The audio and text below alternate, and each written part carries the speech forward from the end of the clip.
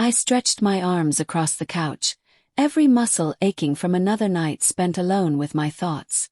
The silence in the room was too familiar, that heavy, echoing quiet that follows years of unmet desires and one too many empty connections.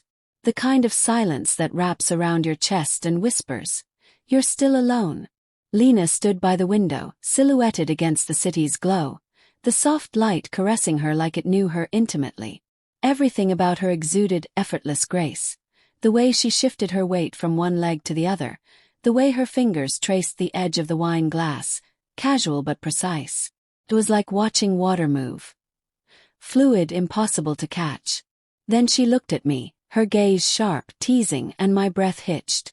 A sly, knowing smirk curled across her lips, the kind that could undo you before a single word was spoken. And then, with deliberate slowness, her hand rose to the top button of her blouse. "Guess I shouldn't just stand here and do nothing," she murmured, her voice velvet-draped mischief. She slipped the blouse from her shoulders in a single, elegant motion, letting it fall behind her like something she no longer needed. She paused, smirk widening.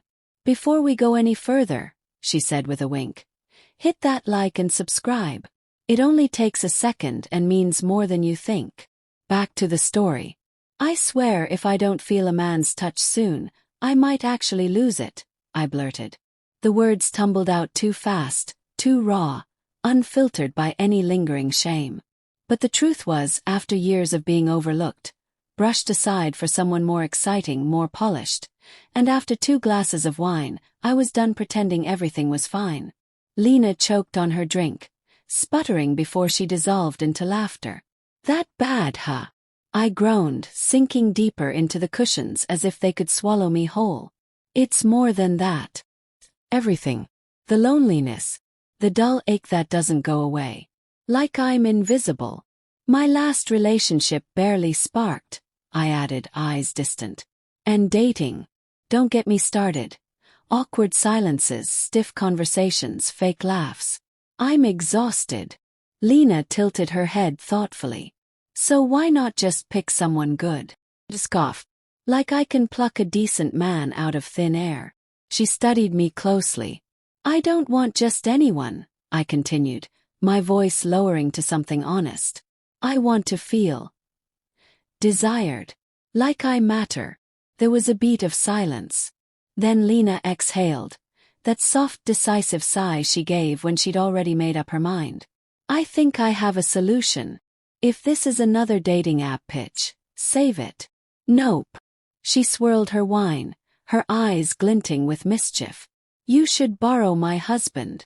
Blinked. "Excuse me. You heard me. You're serious." "Why not?" she said with a casual shrug, like she'd offered to loan me a dress, not her spouse. "You weren't disgusted. Just shocked. That says something." "Of course I'm shocked," I hissed. "Who even suggests that?" "A friend," she said plainly. "One who gives a damn." "You make me sound pathetic." "You said it yourself, you're unhappy. You deserve more." "Even if I entertain the idea, which I'm not, what about him? Does he know you're saying this?" She grinned. "You think I'd offer without telling him first? I brought it up earlier." "He didn't object." My stomach flipped. "You mentioned it. And he didn't say no?" "He was intrigued," she said smoothly. "Told you he's amazing. Knows exactly how to make a woman feel worshipped." I couldn't speak. My mind spun unmoored. "If you stopped overthinking for 2 seconds, would you say yes?" I should have laughed. Should have shut it down. But I didn't. She saw it in my face, the curiosity, the hesitation, and leaned back smug. "That's what I thought." "This is insane," I whispered. "Maybe," she admitted. "But doesn't it sound thrilling?" Her fingers hovered over her phone. "Last chance," she said gently. "Tell me to stop." I opened my mouth. But no words came. She tapped the screen. Soft chime followed. "He's on his way," she said, watching me closely. My heart thundered. Time blurred. Then a knock at the door. Lena stood, smoothing the fabric of her dress.